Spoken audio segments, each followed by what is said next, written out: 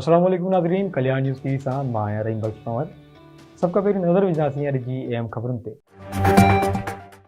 बुलंदशाह करीम जे town committee में मुबैना करोड़ रुपयनि जी corruption जाली भर्तियुनि, रिकॉर्ड में फेरफार ऐं मुलाज़िमनि जी पघार मां नाजाइज़ कटौती ख़िलाफ़ शहरी एक्शन कमेटी जे अॻुवाणनि अलामती बुख हड़ताल कैंप लॻाए एहतिजाज कयो। इन मौक़े ते सहाफ़ियुनि सां ॻाल्हाईंदे मेमून सुमरो, असगर रिंद, याकूब जमाली, राजा समो ऐं ॿियनि चयो त टाउन बिगड़ी में करप्शन जा ज़िम्मेवार मक़ामी MNA ऐं MPs आहिनि, जिन जे हुकुम सां PMO बुलंदशाह हर महीने रिकॉर्ड करप्शन करे शहर खे तबाह ऐं मिसकीन मुलाज़िमनि खे कंगाल करे छॾियो आहे। अॻुवाणनि नेब एंटी करप्शन ऐं कानून नाफ़िज़ कंदड़ इदारनि खां मुतालबो कयो आहे त टाउन में माहवार थींदड़ करोड़नि जी करप्शन जी अणधूरी इंक्वायरी करे मुलवस अमलदारनि ख़िलाफ़ कार्रवाई कई वञे।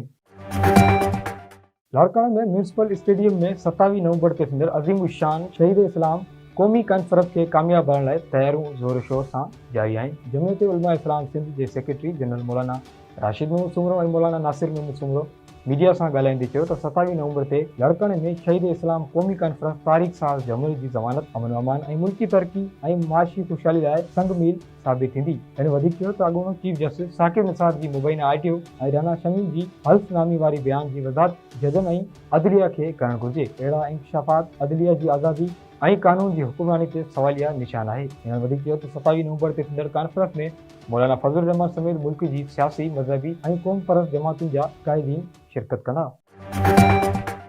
नवाबशाह में शिया उलमा काउंसिल पाकिस्तान जाफ़रिया काउंसिल जे इजलास ज़िले सदर जी सदारत हेठि इमाम बारगाह यादगार करबला में थी गुज़रियो। इजलास में सूबाई सदर सैयद इक़बाल ज़ैदी ख़ुसूसी तौर शिरकत कई। इन मौक़े ते इजलास खे ख़िताब कंदे अल्लामा सैयद असद इक़बाल ज़ैदी, मोहम्मद हुसैन चांडियो, अता हुसैन चांडियो ऐं ॿियनि चयो त शिया उलमा काउंसिल पाकिस्तान जो नस्बुल ऐन मज़लूमनि जी हिमायत ऐं ज़ालिमनि जी मुखालिफ़ करणु आहे। हिननि चयो त असां मुआशिरे में अदल ऐं इंसाफ़ जी हुकूमत चाहियूं था। उम्मत मुस्लिमा जो इत्तेहाद असांजी ख़्वाहिश आहे। इत्तेहाद बैनुल मुस्लिमीन वक़्त जी अहम ज़रूरत आहे। हुननि चयो त मुस्लमान बेदार थियनि ऐं दुश्मन जी साज़िश खे सम्झी मुक़ाबिलो कनि।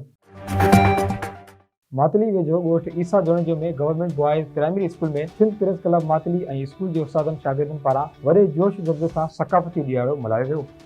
स्कूल जे उस्तादनि ईसा नाज़ जोड़ियो, अब्दुल माजिद जोड़ियो पारां सक़ाफ़ती ॾियारे जे हवाले सां बेहतरीन तयारी कई वई। प्रोग्राम जी शुरूआत कलाम पाक जी तिलावत सां कई वई। इन बाद उस्तादनि ऐं शागिर्दनि पारां तक़रीरूं, टेबला ऐं खाका पेश करे ख़ूब दाद हासिल कयो। सक़ाफ़ती रंग ॾिसण लाइ आसपास जा सवें ॻोठाणा सक़ाफ़ती लिबास पहिरे प्रोग्राम में शिरकत कई। आख़िर में महिमान ख़ासि शेर मोहम्मद उस्मानी, लुतुफ़ शाह, जिन शागिर्दनि ऐं उस्तादनि जी काविशुनि खे ख़ूब साराहियो।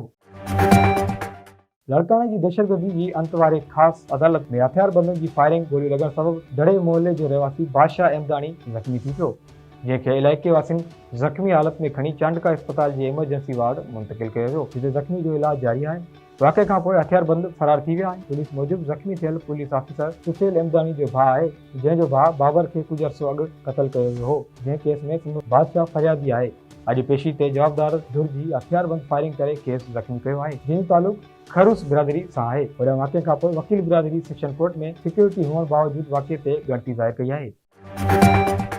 अगर यूं अॼु जूं अहम ख़बरूं वधीक तफ़सीली ख़बरुनि लाइ विज़िट कंदा असांजी वेबसाइट www.dailykalyan.com ऐं असांजे फेसबुक ऐं यूट्यूब पेज डेली कल्याण।